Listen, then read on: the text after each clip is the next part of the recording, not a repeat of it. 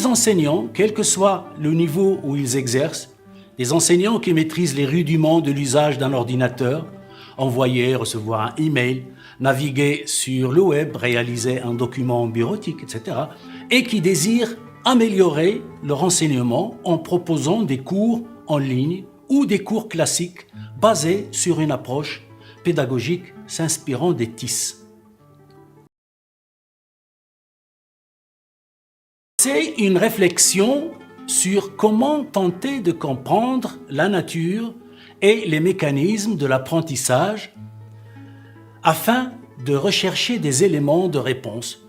Qu'est-ce qu'apprendre? Comment apprend-on? Est-ce que l'intelligence se construit? Si oui, comment?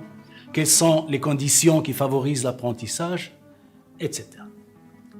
Ensuite, approcher une définition de la notion d'objectif pédagogique. Rechercher les raisons, l'intérêt, l'utilité d'une pédagogie par objectif pédagogique. Aborder quelques critères ou règles de formulation des objectifs pédagogiques. S'intéresser à des effets recherchés par les objectifs pédagogiques, etc. Ensuite, connaître les principales étapes de la scénarisation pédagogique dans un contexte de formation en ligne. Notamment, identifier les types d'activités et de ressources utilisables en ligne, identifier les outils auteurs disponibles, savoir déposer dans une plateforme d'enseignement à distance un module réalisé avec un outil auteur, etc. Alors, chaque module se compose d'un certain nombre d'éléments. Alors, ce sont des séquences vidéo de 5 à 10 minutes. Le mieux est autour de 5 minutes. Un module d'une semaine correspond à un total de 1 à 2 heures de vidéo. Alors ce module est lui-même composé de plusieurs leçons qui correspondent individuellement à 30 minutes de vidéo. Alors, des ressources également, des ressources complémentaires, documents qui peuvent être téléchargés par les étudiants, présentations, PowerPoint, etc. Ou bien renvoyés vers des documents complémentaires.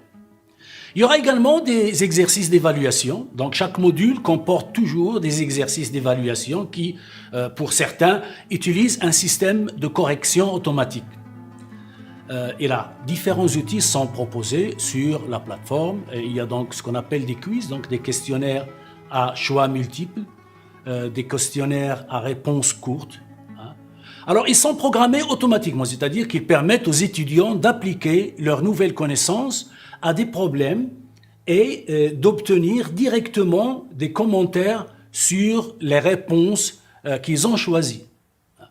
Il y a également des outils d'interaction, par exemple, pour créer un environnement d'apprentissage dans lequel les étudiants se sentent accompagnés et encouragés par les enseignants, mais aussi pour permettre des échanges avec les enseignants et les autres participants. Alors, plusieurs outils peuvent être utilisés dans le MOOC. On a bien sûr le classique email et les annonces régulières, mais il est également possible d'envoyer des emails ou des annonces qui restent visibles sur la page d'accueil du cours.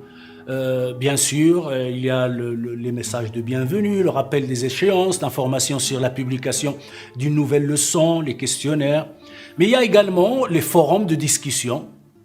Alors, ce sont des espaces qui permettent aux apprenants d'interagir, de partager des ressources et de s'aider mutuellement avec des questions sur le contenu du cours et les évaluations. Alors, il y a aussi les wikis qui sont des outils qui permettent aux étudiants d'élaborer un document collectif recensant les liens et les ressources utiles pour le cours. Donc, il y a un tas d'outils qui ont pour rôle tout simplement de briser donc la solitude que pourrait ressentir un étudiant. Donc c'est enfin le problème éternel classique qu'on en connaissait dans les formations à distance classiques.